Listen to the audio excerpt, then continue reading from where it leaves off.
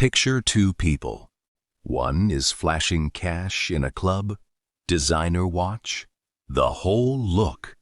The other is quietly dropping loose coins into a jar on their kitchen table.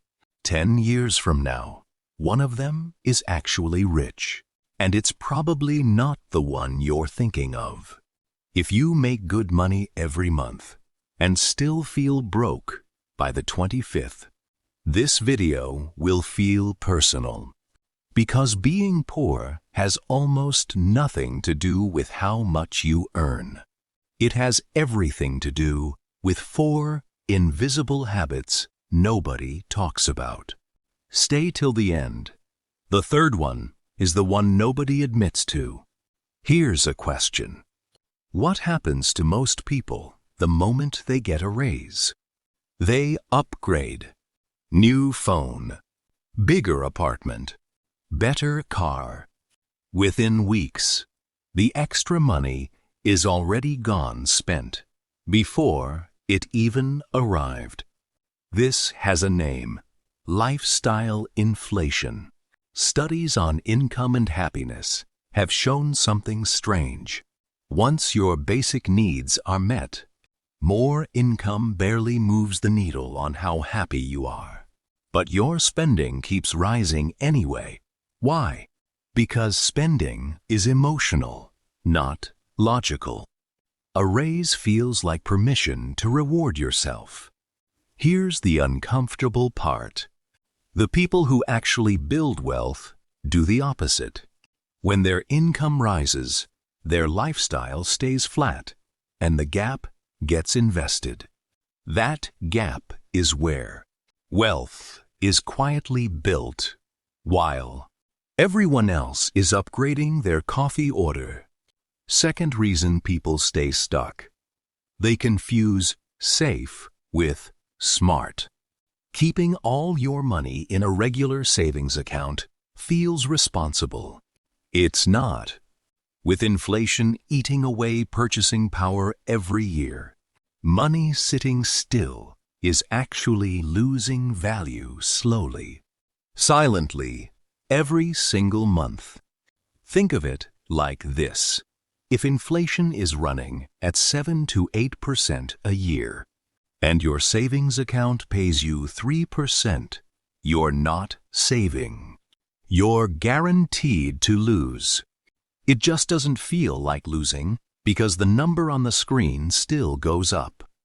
This is exactly why people who look cautious often end up poorer than people who took calculated risks. Because doing nothing is a decision too. It's just one that doesn't feel like one. Now, here's the one most people won't say out loud: identity. Somewhere along the way, most people quietly decide, I'm just not a money person. And once that belief sets in, it becomes true, not because it's real, but because they stop paying attention to money. They stop learning. They stop tracking. They avoid opening the banking app. Here's the shift. Wealthy people don't avoid thinking about money. They schedule time to think about it. Once a week, they check where it's going. That's it. No spreadsheet obsession. No complicated system.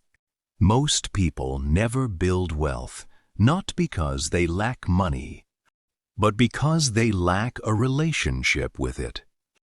So what actually works? 3 things, and they're almost boringly simple. 1. Pay yourself first. The moment income arrives, a fixed percentage moves out before you can spend it. Even 10% is enough to start. This flips the entire system. You spend what's left, instead of saving what's left. 2. Automate it. Willpower runs out. Systems don't. Set up automatic transfers. So, saving doesn't depend on how disciplined you feel that day. 3. Let time do the heavy lifting.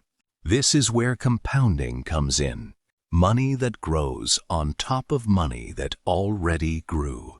Small, consistent amounts, left alone for years, quietly outperform large amounts invested late. The math isn't complicated. It's just patient. And patience is the one thing most people aren't willing to give it.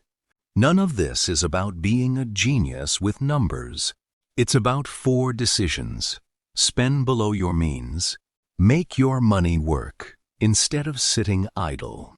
Actually pay attention to it and give it time. The people who look lucky with money almost always just started earlier and stayed consistent longer. That's the whole secret.